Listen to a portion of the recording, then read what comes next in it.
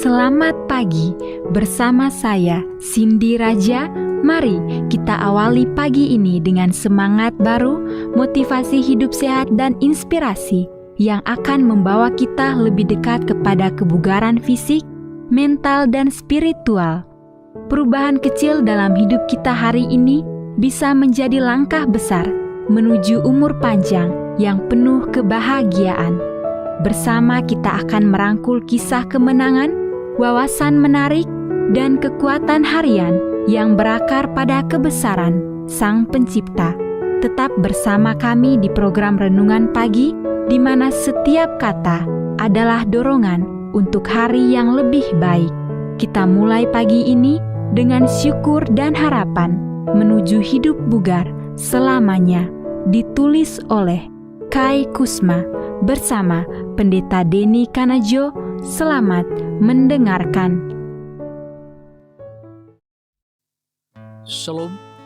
Selamat pagi para pendengar yang diberkati oleh Tuhan dimanapun Anda berada saat ini.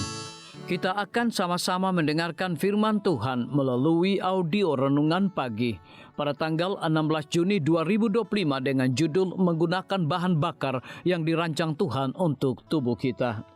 Sebelum kita melanjutkan bacaan renungan kita pada pagi hari ini, kembali saya mengajak semua para pendengar yang setia untuk berdoa bersama-sama. Bapa kami yang bersemayam di dalam takhta kerajaan sorga, terpujilah nama-Mu ya Tuhan di pagi hari ini. Kami akan merenungkan kebenaran firman Tuhan. Kami sangat butuh kuasa Roh Kudus-Mu. Terima kasih Tuhan Yesus, ampuni kami Bapa, karena kami sudah berdoa hanya di dalam nama Tuhan Yesus, Juru Selamat kami. Amin. Ayat inti kita terambil di dalam Kejadian 1 ayat yang ke-29. Demikian firman Tuhan. Berfirmanlah Allah, lihatlah aku memberikan kepadamu segala tumbuh-tumbuhan yang berbiji di seluruh bumi dan segala pohon-pohonan yang buahnya berbiji, itulah akan menjadi makananmu. Mari kita ikuti penjelasannya. Tuhan merancang tubuh manusia dan menciptakan bahan bakar yang menjadi bahan utama sehingga itu dapat beroperasi. Tetapi manusia sudah cukup banyak memakan apa saja yang rasanya enak. Akibatnya adalah rentang hidup yang lebih pendek dan peningkatan penyakit. Misalnya penyakit kanker. Para ilmuwan melaporkan dalam American Journal of Epidemiology, edisi tahun 1991, bahwa suatu kelompok makanan tertentu, jika dimakan 2 kali sehari akan menurunkan kanker paru-paru sebesar 74%. Kelompok makanan apakah itu? Buah. Kelompok makanan lainnya telah terbukti menurunkan kanker prostat hingga 40% dan kanker pankreas sebesar 50%. Kelompok makanan yang lain apakah itu? Biji-bijian tomat atau buah kering. Inilah sebuah penemuan menarik. Beta-carotene sebagai suplemen telah ditemukan dapat meningkatkan angka kematian perokok sebesar 18%. Sehingga para perokok disarankan untuk tidak mengkonsumsi suplemen ini. Tetapi ketika beta-carotene dimakan secara alami dalam makanan seperti aprikot atau wortel, itu bermanfaat. Daging umumnya dikaitkan dengan risiko kanker yang lebih besar. Misalnya, konsumsi hamburger telah meningkatkan risiko penyakit non-Hodgkin limfoma sebesar 2,35 kali. Di dalam majalah JAMA 1996. Apa konsekuensi dari menjadikan daging sebagai bagian utama dalam makanan seseorang? Orang tersebut mendapat lebih sedikit serat dan lebih banyak lemak hewani, hormon, virus, dan bahan kimia seperti benzopyrenes. Ditambah lagi terdapat risiko yang lebih besar untuk terjadinya kedewasaan dan obesitas dini. Bandingkan ini dengan pola makan nabati dan tinggi fitokimia, serat, dan vitamin A, C yang lebih penting tanpa lemak hewani apapun yang berbahaya. Kanker ovarium pada wanita juga berhubungan dengan dosis respon yang berkaitan dengan daging serta telur. Dikutip dari Jurnal Epidemiologi Amerika tahun 1999. Pada tahun 1992, bukti yang mendukung kebaikan pola makan nabati telah menjadi sangat kuat sehingga Jurnal Nutrisi dan Kanker menyebutkan bahwa mereka yang mengkonsumsi buah-buahan dan sayuran dalam jumlah banyak hanya memiliki setengah resiko kanker dibandingkan dengan mereka yang mengkonsumsi dalam jumlah rendah. Vitamin A dan C yang terutama berasal dari makanan nabati telah lama dikaitkan dengan kesehatan yang baik. Jurnal Nutrisi Clinics Amerika 1986 melaporkan sebuah penelitian di mana mereka berusia di atas 65 tahun yang banyak mengkonsumsi makanan yang mengandung vitamin A dan C memiliki 30% angka kematian secara keseluruhan serta angka kematian akibat kanker dibandingkan dengan mereka yang merupakan konsumen rendah.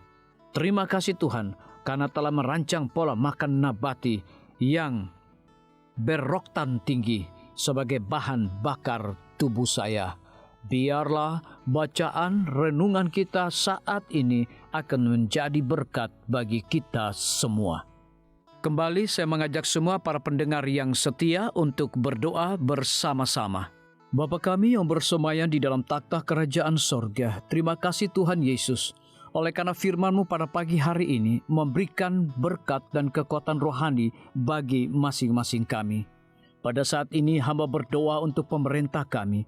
Tuhan memberkati Bapak Presiden bersama dengan wakil, para menteri dan seluruh stafnya, Bapak Gubernur bersama dengan wakil, Bapak Bupati bersama dengan wakil, Bapak Wali Kota bersama dengan wakil, camat dan seluruh stafnya, kepala desa, lurah, RT, RW, dimanapun mereka berada saat ini.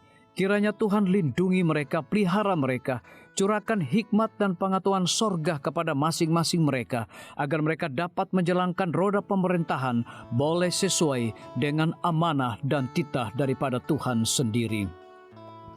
Pada pagi hari ini kami juga berdoa untuk para tim medis.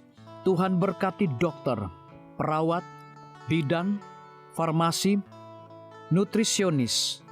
Kiranya hikmat dan pengetahuan sorga, roh dedikasi yang tinggi, roh kelemah lembutan Tuhan berikan kepada masing-masing mereka, agar mereka dapat memberikan pelayanan yang terbaik bagi setiap pasien yang membutuhkan pelayanan mereka setiap hari.